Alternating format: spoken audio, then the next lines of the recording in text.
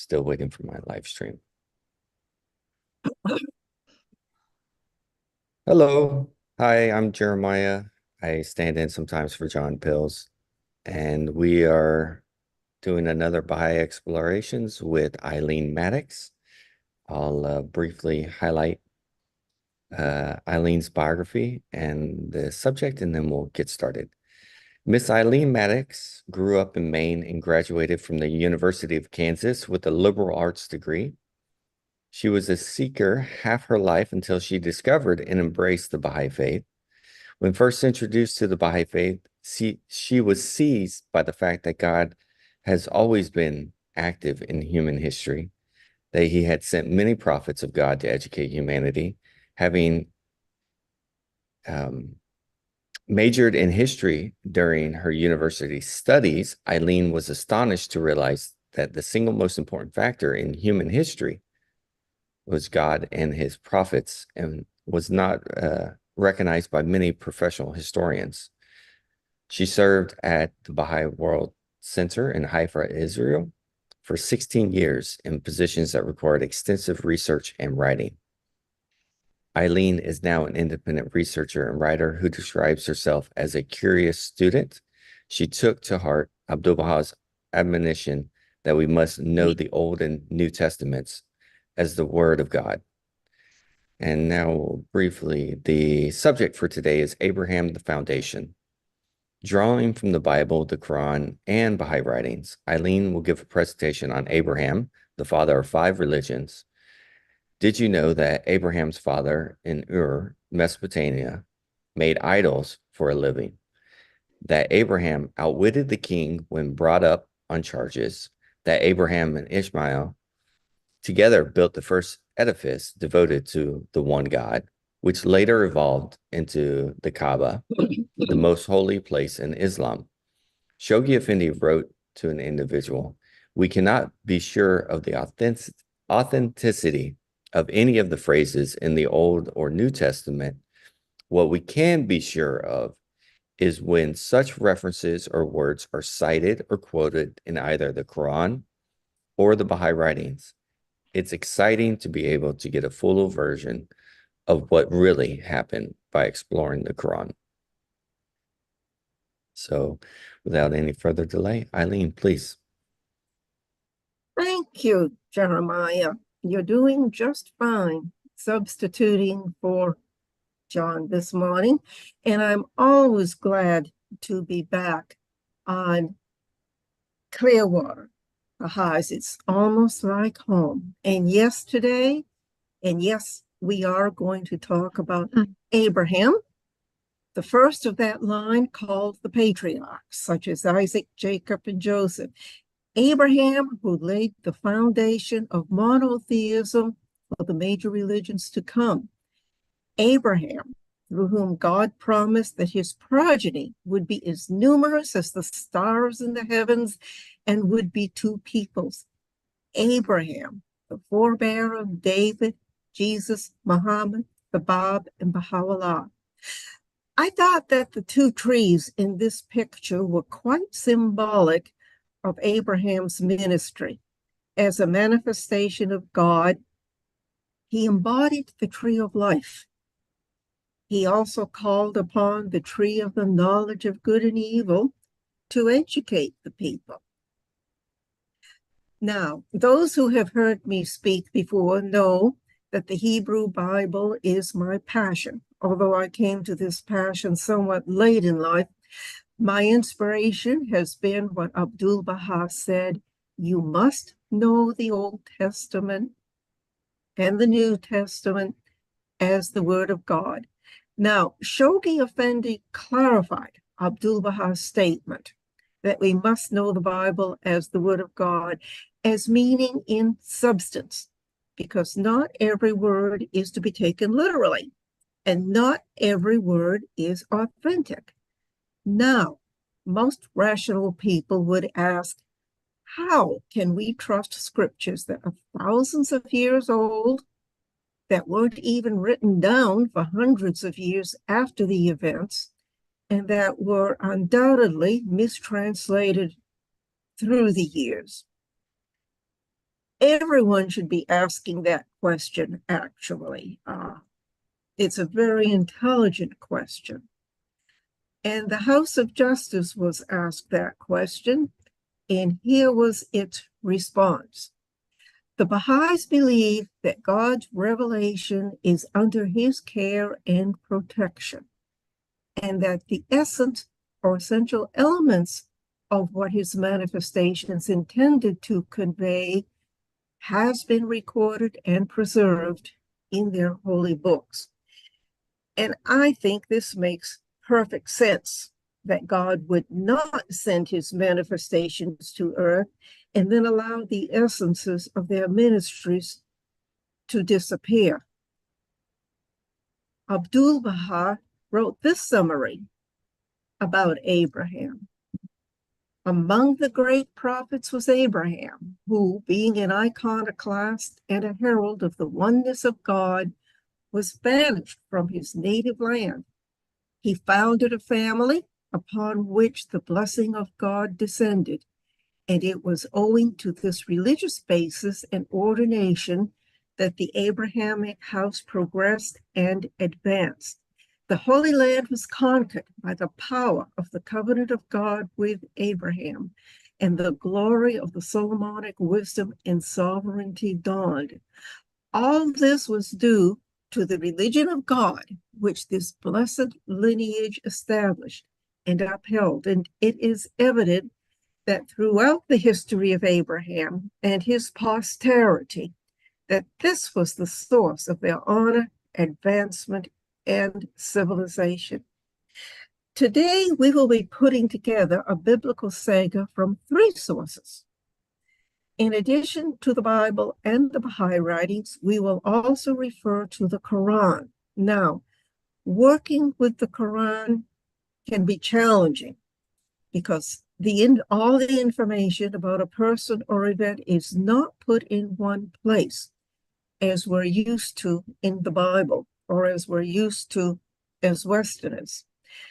The Hebrew Bible does preset events in one place with only short references to the person and places sometimes found elsewhere. And I will never be a Quranic scholar. It's just too much. But I found the Quran to be a valuable supplement to the Hebrew Bible in many instances. And here's what Shoghi Effendi said in this regard. We cannot be sure of the authenticity of any of the phrases in the Old or the New Testament. What we can be sure of is when such references or words are cited or quoted in either the Quran or the Baha'i writings. Abraham's youth in Ur. Ur was in southern Mesopotamia in an area called Sumeria. There is a consensus that Abraham lived within a 300-year span between 2100 and 1800 BC. I lean towards the 1800 BC, but I guess that's just intuition. I can't prove it. The first of the Hebrew patriarchs, Abraham, was born in Ur in polytheistic Sumeria. The Hebrew Bible does not say why Abraham and his family left Ur for Haran, so we go to the Baha'i writings and the Quran for this background.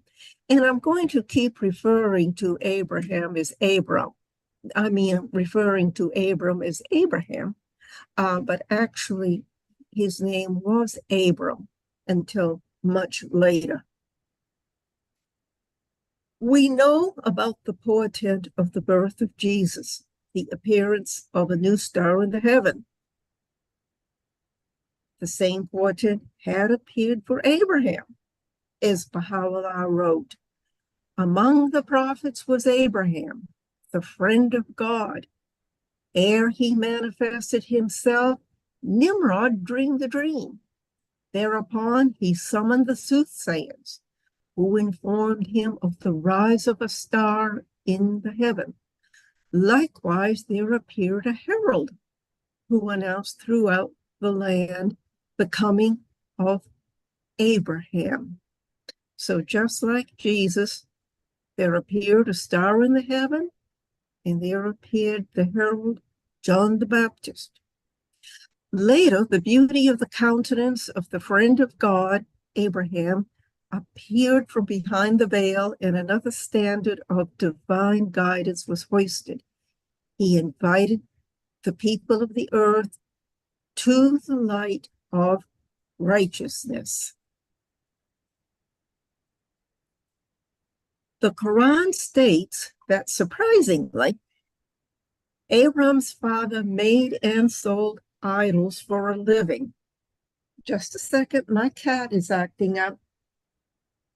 No. Come on, Lexi. Come on, stop it. She has a bad habit of yowling. Sorry.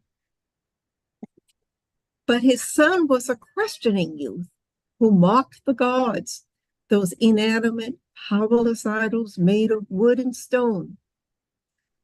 The Quran said, "We bestowed aforetime on Abraham his rectitude of conduct, and well were we acquainted with him. Behold," he said to his father and his people, "what are these images to which ye are so assiduously devoted?" They said, "We found our fathers worshiping them." He said, "Indeed, ye have been in manifest error, ye and your fathers." They said, "Have you brought us to the truth? Or are you one of those who jest?"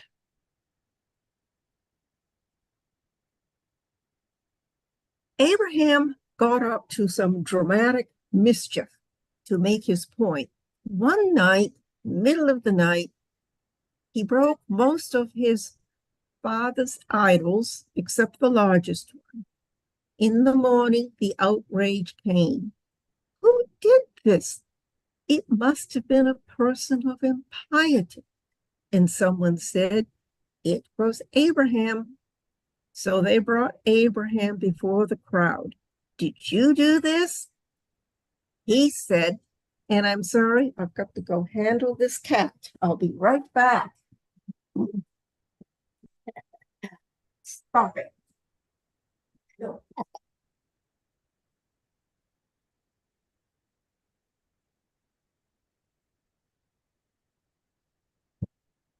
Okay, I handled the cat.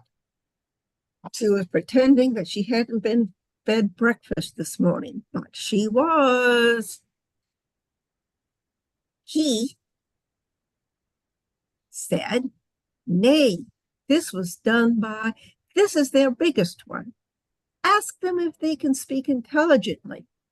So the crowd turned to themselves and said, "Surely ye are the ones in the wrong." Then were they confounded with shame. "Thou knowest full well that these idols do not speak." Abraham said, "Do ye then worship besides God things that can neither be of any good to you, nor do you harm? Fie upon you and upon the things that ye worship besides God. Have you no sense?" Abraham was taken to the king, brought up on charges, to Nimrod for interrogation, and it did not go well for Nimrod. Incidentally, the name Nimrod is not historical. It seems to have been used for villains throughout the ancient Near East. Abraham said, "My Lord is he who giveth life and death." Nimrod said, "I give life and death." Abraham said, "But it is God that causeth the sun to rise from the east. Do thou then cause it to rise from the west?" Thus was Nimrod confounded, who in arrogance rejected faith.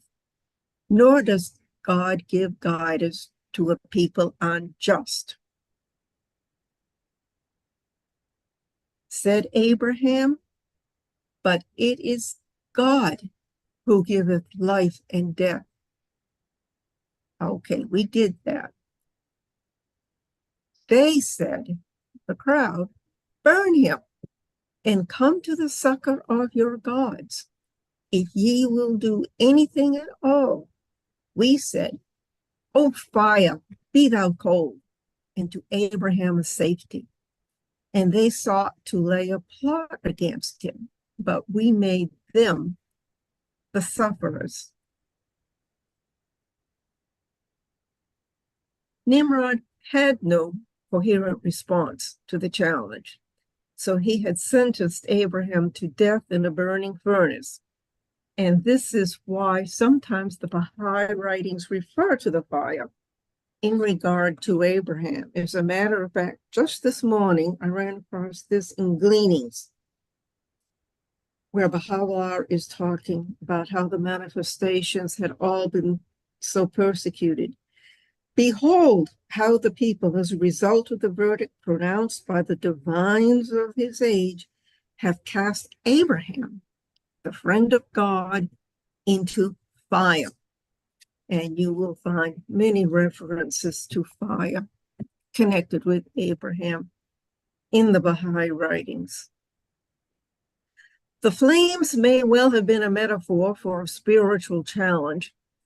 Baha'u'llah wrote, well able are we to achieve our purpose. Recall, moreover, how Nimrod kindled the fire of impiety, that its flames might consume Abraham, the friend of God. We delivered him, however, through the power of truth, and seized Nimrod with the fury of our wrath. Abraham was put to the fire, metaphorically speaking, and he knew that he would not be physically killed because he went on to offer this prayer during the tumult. I will go to my Lord. He will surely guide me. O my Lord, grant me a righteous son. So we gave him the good news of a boy ready to suffer and forbear. And remember this verse in a few minutes when we do get to meet Ishmael. Nimrod, failing to kill Abraham, exiled him and his family, and they left for Haran in northern Mesopotamia. Now, the exile to Haran and then the trek to the land of Canaan had to happen. This was the plan of God. It resulted in a line of patriarchs in ancient Israel who continued their spiritual heritage from Abraham. And that could not have been done in Mesopotamia. It resulted in Abraham's people being given the Holy Land. It enabled the diffusion of Abraham's teachings that were rejected in Ur. And it resulted in the appearance of Moses and then Jesus in the Holy Land, Muhammad, the Bab, and Baha'u'llah. Abdu'l-Baha said, this exile resulted in the appearance of the prophets of Israel from the progeny of Abraham, and so it will continue forevermore. Now, this sentence, in my opinion, is really deep. To begin with, because of Abraham, we have had the wisdom and warnings of the Hebrew prophets, the canonical prophets. But Abraham states tantalizingly that this process from Abraham will continue forevermore. Now, not necessarily prophets, because the age of prophecy is over. But the manifestations of God may be what he is referring to. Ponder it yourself and see what you think. The covenant of Abraham is usually divided into three parts: the granting of the land of Canaan to Abraham and his people, the promise of numerous offspring, and that Abraham would ultimately be the father of nations. But the foundation of his covenant was that the Israelites would be his people and he would be their God. Singular, monotheism. Abraham was the first manifestation of God to teach monotheism to our knowledge at a time when virtually everybody in the world was polytheistic, worshiping the spirit gods, whatever. Abraham and his family and entourage settled in Haran, but Genesis does not say for how long. Abraham received his first message from God when he was in Haran. The Lord said to Abraham, "Go from your country, your people, and your father's household to the land I will show you. I will make you into a great nation, and I will bless you. I will make your name great, and you will be a blessing. I will bless those who bless you, and whoever curses you, I will curse. And all peoples on earth will be blessed through you." And that's something to really keep in mind nowadays. So Abram went as the Lord had told him. To your offspring I will give this land. Now, Abram had grown up in a cyclic civilization that was like a wheel. Things just went round and round. Nothing ever changed from year to year, from generation to generation. He broke that cycle. He went into the future. He obeyed God and expected something new, something better, something yet to happen, something in the future. That was radical. The years passed in Canaan, and Abraham had many adventures, typical of a nomadic patriarch of a clan of herders, but he had no children. Abraham told the Lord, "You have given me no children, so a servant in my household will be my heir." The Lord's word came immediately to him. "This man will not be your heir. Your heir will definitely be your own biological child." Then he brought Abram outside and said, "Look up at the sky and count the stars, if you think you can count them." He continued, "This is how many children you will have." Abram trusted the Lord, and the Lord recognized Abram's high moral character. The Lord also said, "I am the Lord who brought you out of Ur of the Chaldeans to give you this land to take possession of."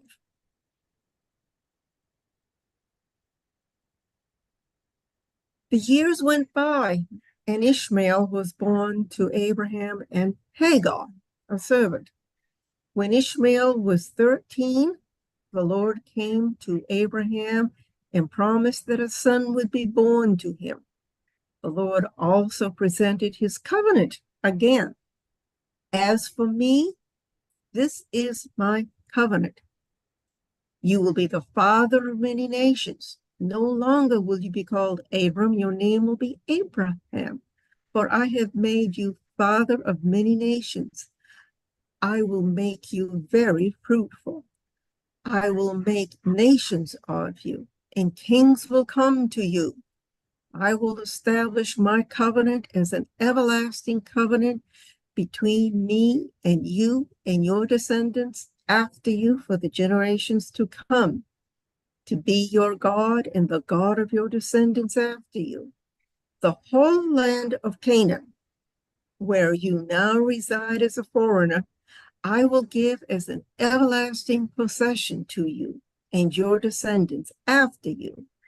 and I will be their God. Again, God, singular. The call to sacrifice. We will look at the Genesis version of the call to sacrifice Isaac, and then the Quranic version to get the full story. I'm sure we all know the story of how the Lord tested Abraham by telling him to sacrifice his only son as a burnt offering. How he obeyed the Lord's command, and then an angel stayed his hand at the last minute, and a ram was found for the sacrifice. Now, this sounds horrendous to us with our modern sensibilities, but the practice of human sacrifice, even that of children, was the norm in the ancient Middle East. And as such, Abraham would have been familiar with the custom. I swear by myself, declares the Lord, that you have done this and have not withheld your son, your only son. I will surely bless you and make your descendants as numerous as the stars in the sky and as the sand on the seashore. Your descendants will take possession of the cities of their enemies, and through your offspring, all nations on earth will be blessed because you have obeyed me. The staying of Abraham's sacrificial knife was the first known divine teaching against human sacrifice. And later, the Mosaic dispensation would explicitly forbid it.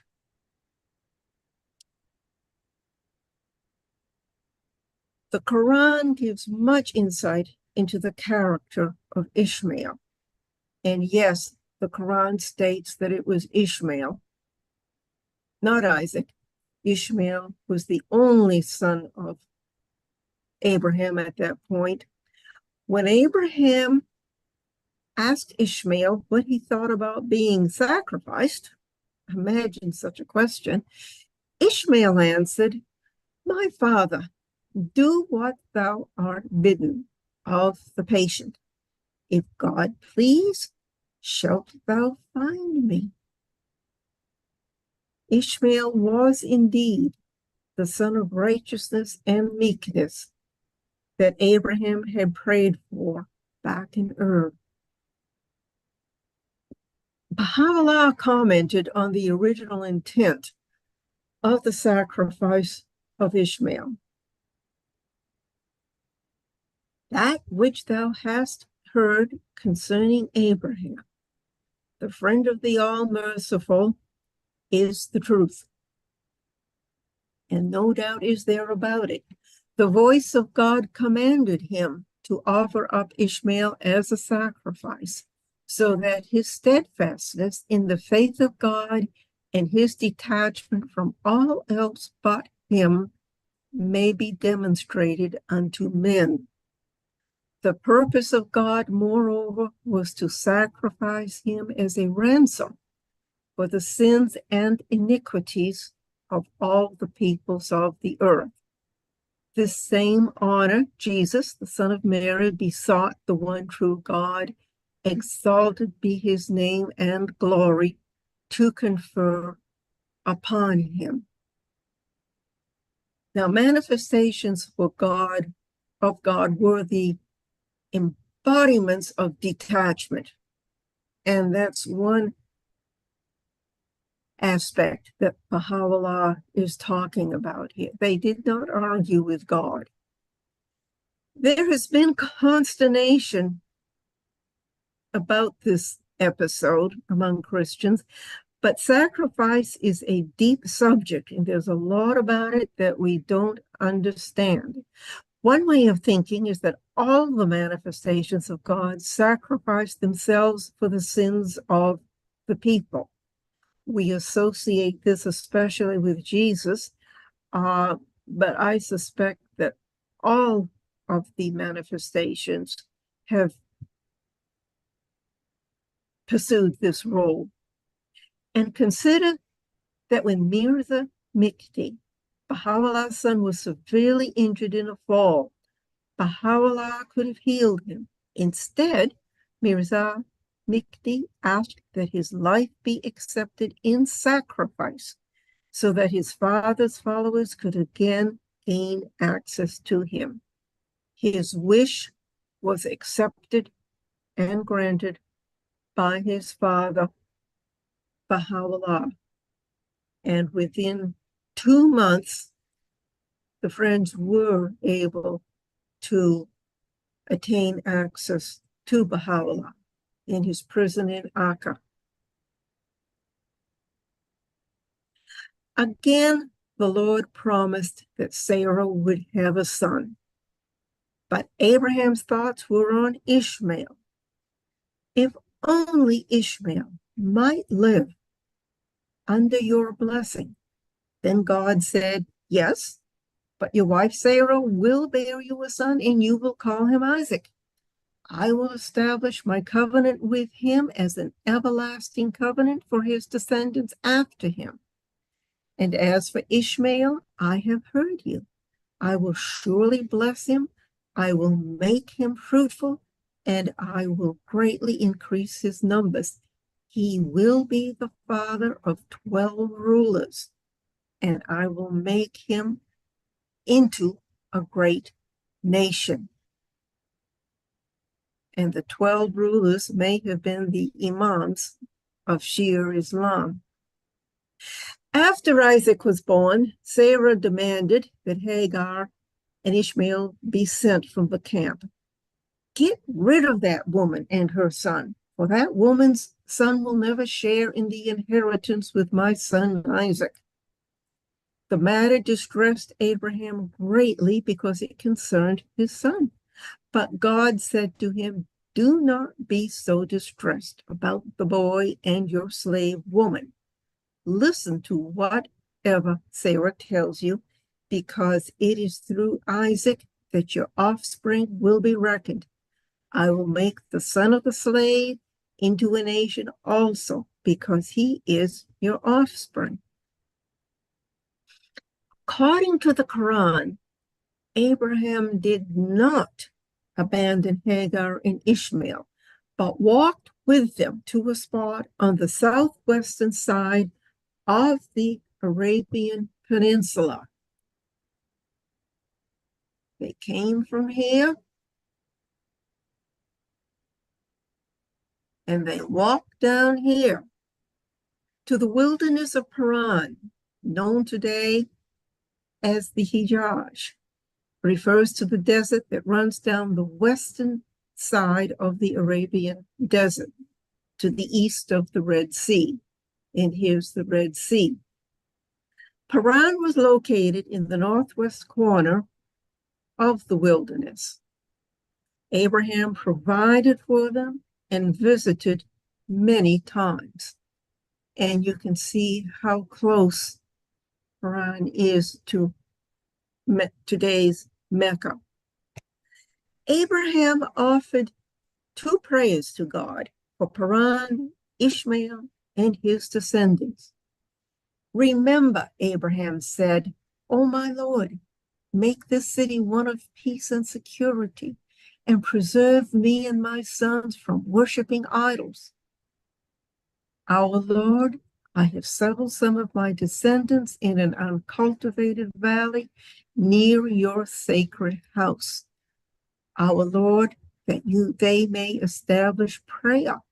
So make hearts among the people inclined toward them, and provide for them from the fruits that they might be grateful. After Abraham first settled Isaac and Hagar in the Paran, he left for home. And then the water ran out, and Hagar was desperate for help. After much anguish, she heard a voice, and she asked herself to be quiet and listened attentively. She heard the voice again and said, "Oh, whoever you may be, you have made me hear your voice. Have you got something to help me?" And behold, she saw an angel digging the earth till water flowed from that place, and it did flow in profusion.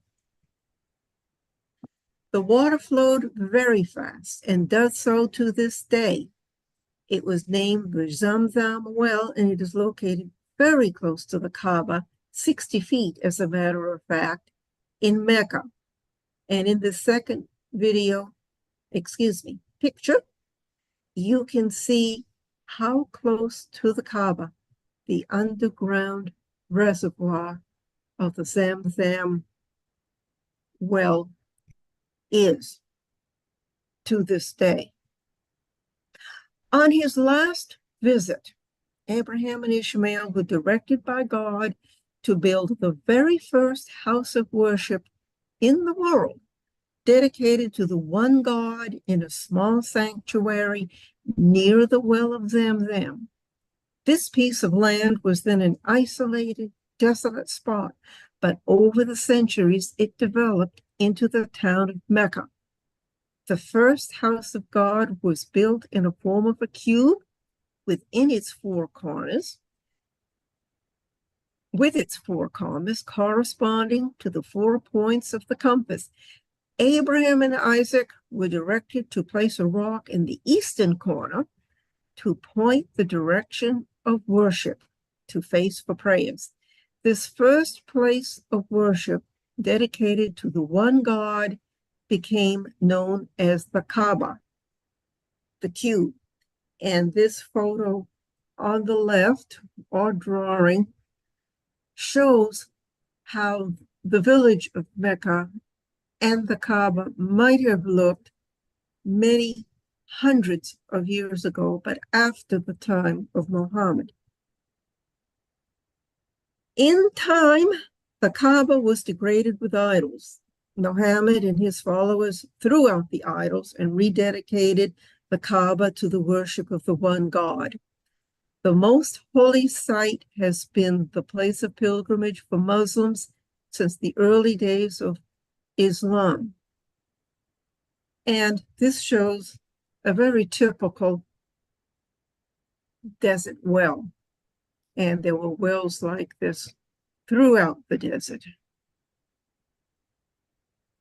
Let's briefly review some main points. God's promise for Ishmael to be the father of 12 rulers. The 12 imams of Shia Islam were all descendants of Muhammad. Sarah made possible the fulfillment of God's promise to Hagar that he will increase your descendants so much that they will be too numerous to account. Now, traditionally, Sarah has come across as a somewhat negative person who persecuted Hagar and then demanded the exile of Hagar and her son. But she was fulfilling what needed to happen for Ishmael's to fulfill his destiny. And Abraham's second test of faith concerned Ishmael, but followed the will of God. And that was when he agreed with Sarah that yes, they would be exiled, but he went with them. Settling in the wilderness of Paran, seen by Islam and the Baha'i faith as a prophecy about Muhammad, because Paran was a small town on the site where Mecca now is. Hagar's thirst in the desert, spiritual confusion, lack of spiritual understanding. However, towards the end, she gained the understanding of the reality of Abraham and Ishmael. That's one interpretation of the flowing of the water. The deluge of water in the desert, the well of Zamzam, awakening Hagar's spiritual understanding, and also the new revelation to come. The well of Zamzam was lost over the centuries and filled in with sand, symbolizing the turning away from Ishmael's monotheism and the embrace of polytheism. Before Muhammad began his mystery, the Kaaba was filled with idols. Like Abraham, he had to start at the beginning with the message of the one God. And surprisingly, it was Muhammad's grandfather who rediscovered the well, perhaps symbolic of the advent of Muhammad, his grandson, and monotheism. The well's strong flow was a sign of the advent of Muhammad and the strong tide of Islam that would quickly flood the Middle East and Southern Europe. And here is a photograph of the well today. It has been put in an enclosure, and it is a place of pilgrimage and all. And there it is, located 60 feet from the Kaaba. God was with the boy, Ishmael, as he grew up. He lived in the desert and became an archer. And an archer could be symbolic of shooting the arrows of truth. And mentioned in the book, Ishmael indeed was true to his promise, and he was a messenger and a prophet, and he used to enjoin on his people prayer and zakah, justice, integrity, honor, and was to his Lord pleasing. Thus, let us scatter over every people the treasured gems of the recognition of God and the sure arrows of knowledge. I want to mention that the go-to book for Abraham is this one. Abraham, One God, Three Wives, Five Religions by Frances Worthington. Very well written and easy to understand, and she handled the question of whether Abraham is actually buried where it is traditionally believed that he was, in today's Hebron on the West Bank. She wrote an article, Is Abraham Buried in the Tomb of the Patriarchs? And here's the link to it. It's on Baha'i Teachings, and I put this link in the chat box so you can click on it and bring it up before today's program is over. When Abraham's wife died, he bought a burial cave in Machpelah, in today's Hebron in the West Bank. In time, Abraham was also buried there, and later Isaac and Rebekah and Jacob and Leah. The structure over the burial caves was built by Herod over 2,000 years ago, and it is the only fully surviving Herodian structure. It's the most sacred Jewish holy site, and the second most important, it's the most ancient Jewish holy site and the second most important to Jews. This site is also revered by Christians and Muslims. And I will recap a bit of what Frances Worthington said. She wrote that today, the cave of Machpelah in Hebron is thought to lie directly underneath a complex of buildings and shrines known as the Tomb of the Patriarchs in Hebron. The shaft leading to the cave, which you can see on the left, was hidden under the floor of the building, erected to protect it. The exact location of the shaft was then forgotten. It remained lost for centuries until a monk in AD 1119 reportedly rediscovered it and entered the cave.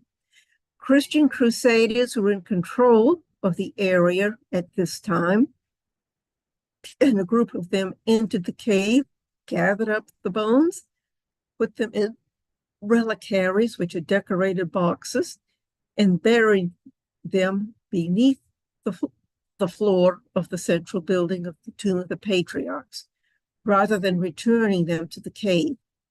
Then the shaft leading down to the double-chambered cave was resealed.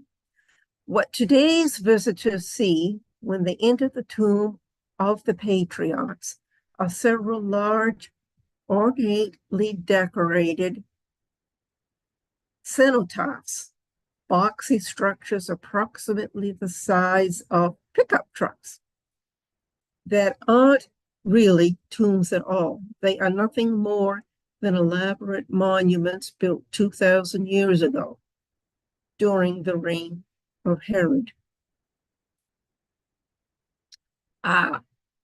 And here's a very simplified chart of the genealogy of the manifestations of God from Abraham.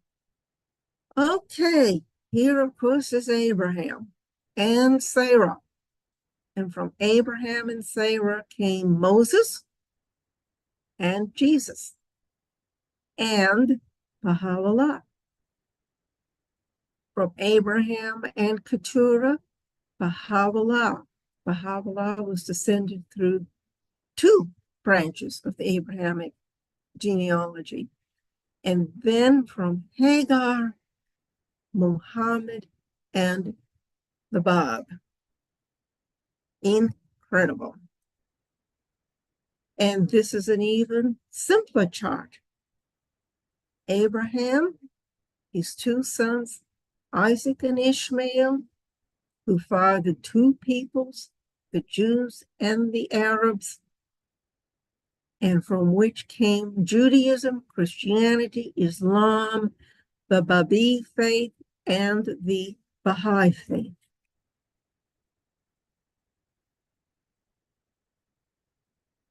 And here are the figures for the adherents of Judaism, Islam, Christian, and Baha'i. Christianity, 31%, Islam, 25%, Jewish, 0.2%, and Baha'i, 0.07%. These figures came from several sources and are probably close to accurate as of 2023. These are the spiritual sons and daughters of Abraham, the stars in the sky, the sands of the seashore, the dust of the earth, over half the world's population.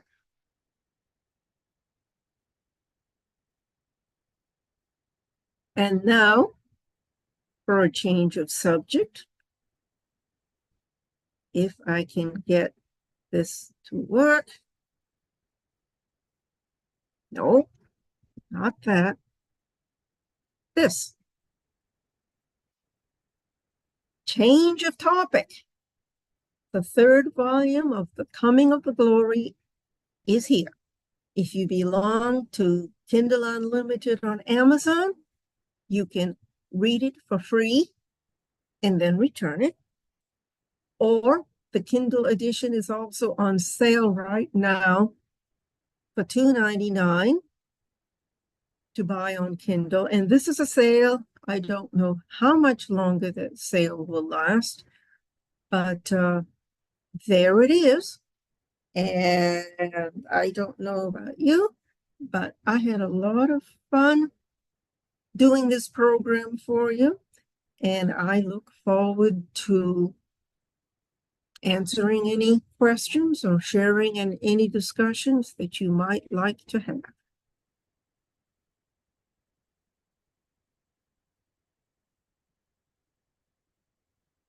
Well, hello, question for John. You're there. Hi there. A question for you today. Yes. As it relates to these places you've shown us, these holy places and whatnot, specifically, we're talking about places Abraham visited, Ishmael visited, where they lived. All of this can be found where in terms of historical archives, if people want to look and research, learn. I would go to Frances Worthington's book about Abraham because she has everything very well documented, and take her sources and then pursue from there. And specifically, what are you asking? Third-party sources, of course, we have the Bible, of course, we have the Quran. And Yeah. for those of us who are trying to corroborate that with other sources of knowledge where people have independently worked on some projects to learn more, perhaps like these stories you brought that people found these passages, these natural markers, or the bones they were discovered. Mhm. Where can we learn more about these historical finds? Okay, well, go to the internet and use great discernment when you do so. I I would suggest going to BahaiTeachings.org. They have hundreds, if not thousands, of articles saved online, and you can do very good searches there. I would suggest going to Clearwater Baha'is and all the videos from various people who have talked on these subjects. For a wide open question, you really, open up the search to a lot of sources. All right, thank you. So we have Diana with the hand raised, and after that, Tanike, I think. Diana? Yes, good morning, everyone. Aloha. And thank you, Eileen, for a very illuminating presentation. Thanks. My question is, on your diagram, you showed that Baha'u'llah is related from the line of Keturah and also Sarah. Can you tell us how the line of Sarah is connected to Baha'u'llah, please? Thank you. No, because that's an awful lot of information. I suggest that you go to here's what I suggest. Go to the internet. Do a search on genealogy of Baha'u'llah, and it will bring up several genealogies. One in particular is on Baha'i Online. Some of it is on the Baha'i Wikipedia, or whatever it's called. Obviously, from the time of, Abraham was 3,500, 4,000 years before Baha'u'llah. So you can't list, nowhere are the hundreds of ancestors leading to Baha'u'llah listed. But also go to the Baha'i writings, go to the search website, and search under genealogy or descendants or ancestors of Baha'u'llah or whatever, because that's a very wide search and you would need to go to various places. I actually took the chart that you saw up there from the one that is online.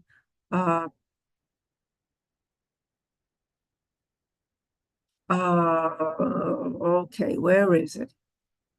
Well, it's on Baha'i Online, and it has more information.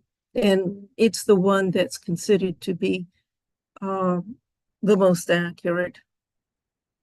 I forget at the moment the name of the woman who drew it up, but it's usually the go-to genealogy for Baha'u'llah.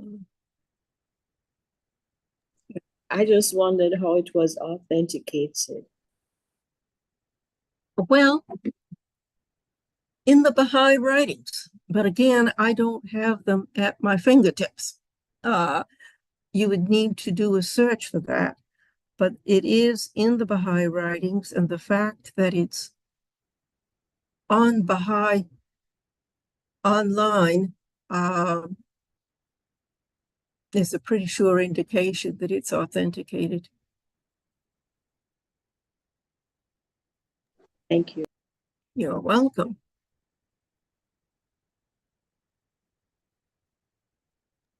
So now we have our next hand raised, Tineke Vernoot. Yes, thank you. Wonderful to listen to all this information. Thank you. And I also dived some deeper than normal into this question because the situation in Israel is at the moment very fascinating, at least. And I have several questions. One is, where can I find that Abraham went together with his son Ismail to Mecca, to this? Okay, that's in the Quran. And after this video is posted, which will be in a day or two probably, you can go to Clearwater Baha'is, bring up the video, and find the attributions in the Quran. Now, do you own a copy of the Quran? Yes. Okay, very good. And it's also Again? online. Quran is also online. Oh, heavens, yes. In many, many translations. Yes. Again, you can do a search online. If you just enter Quran and Ishmael, it'll take you right to it. Okay, thank you. And it's a long search because the information is in several places, but it's really easy. And also the Bible is online Yes. with many, many translations. The King James Version, etc. Well, and then I have another question. You said that first the Kaaba was founded by Abraham and Ishmael, and then gradually there came idols. Yes.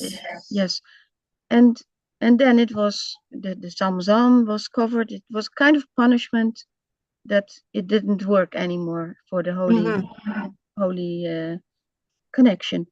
And now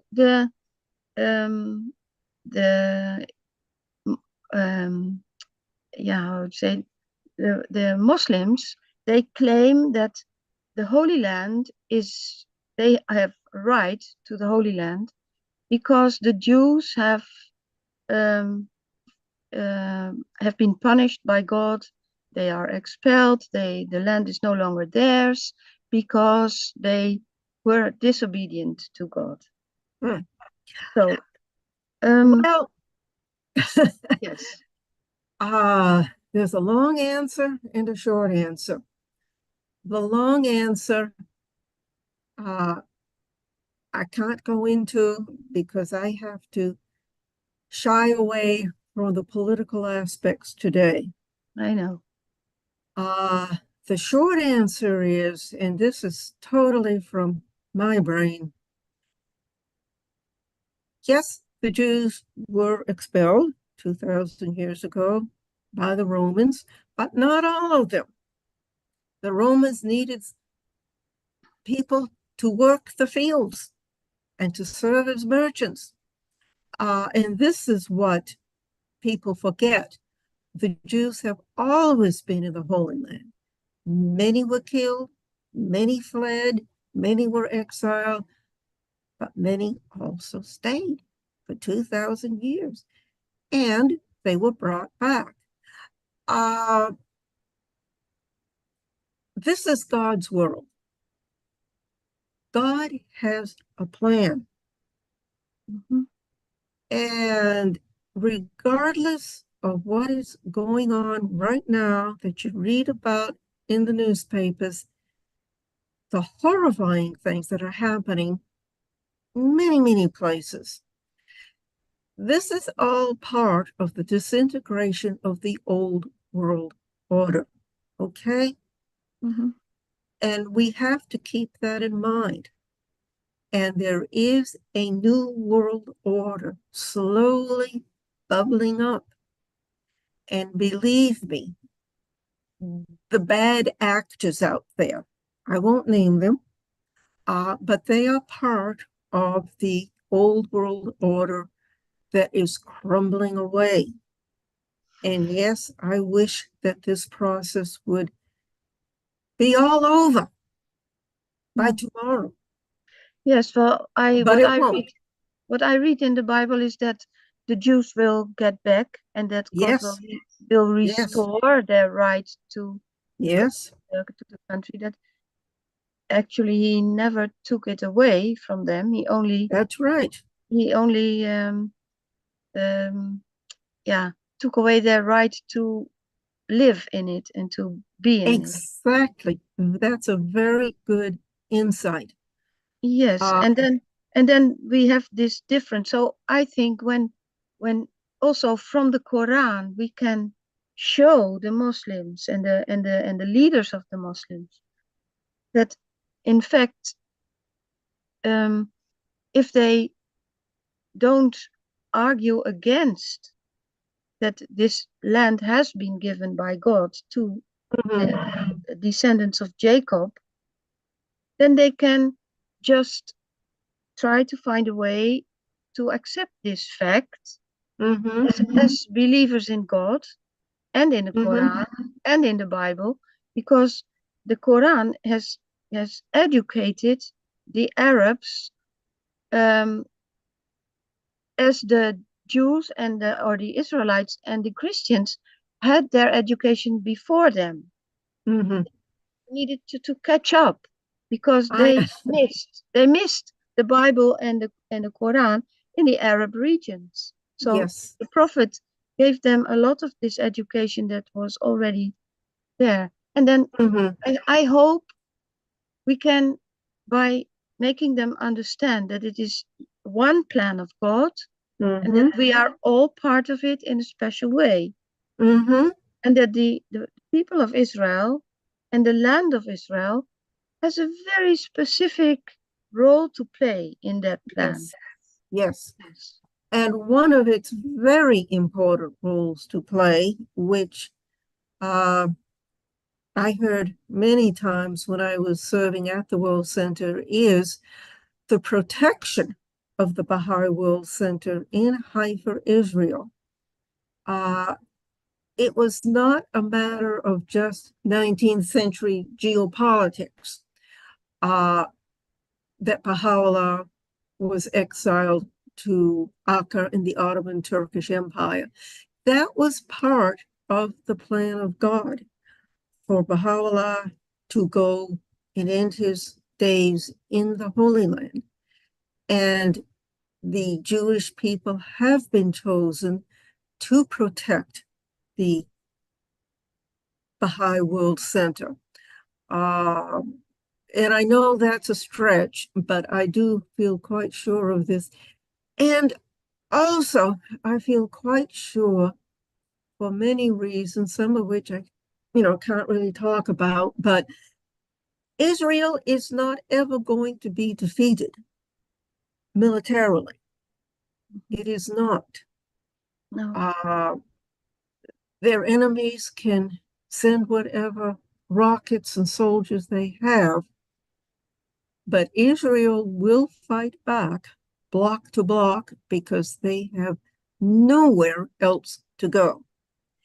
Israel just won't be defeated. But again, this is the plan of God, and I think there are going to be some pretty amazing zigzags along the way and in the news items that we read. I can't begin to imagine how this is all going to ultimately come out. I hope to live long enough to see it. To see the end of it, yes. But who knows? Yeah. We just have to have faith that ultimately this is in God's hands, no matter what missteps other nations may take. Can I say something?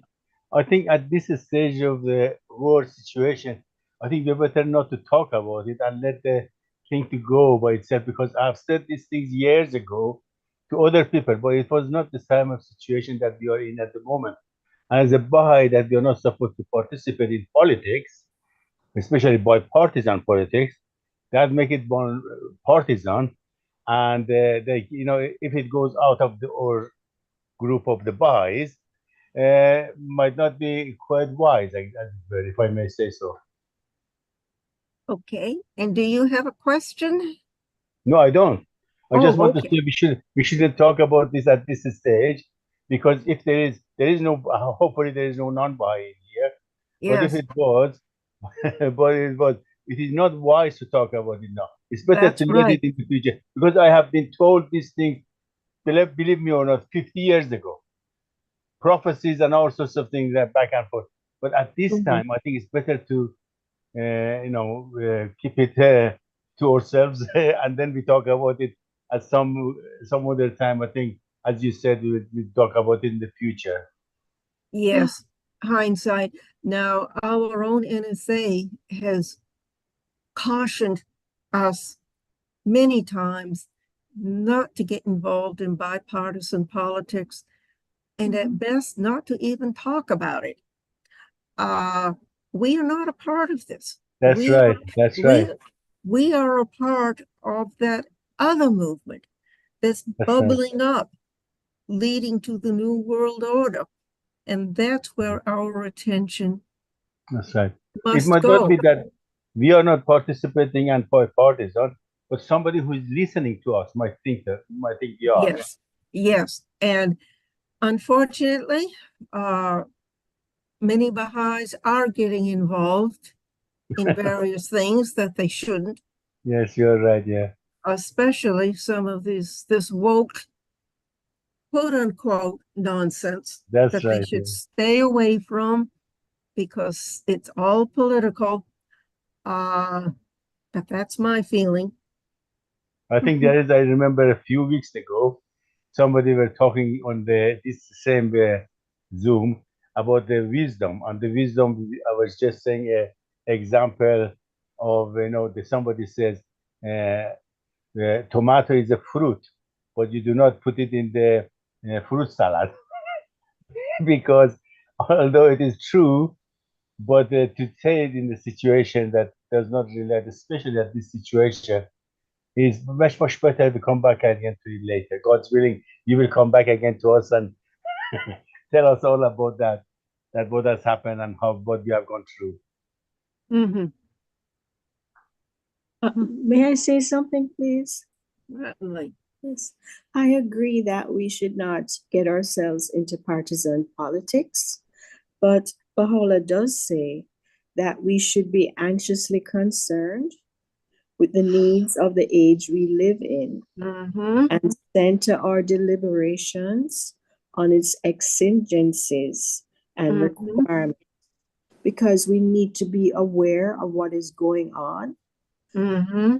because how else can we be problem solvers if we tend to bury our heads in the sand?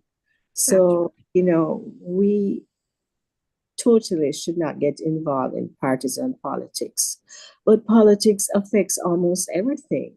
Yes. So we have to use wisdom. Mm-hmm.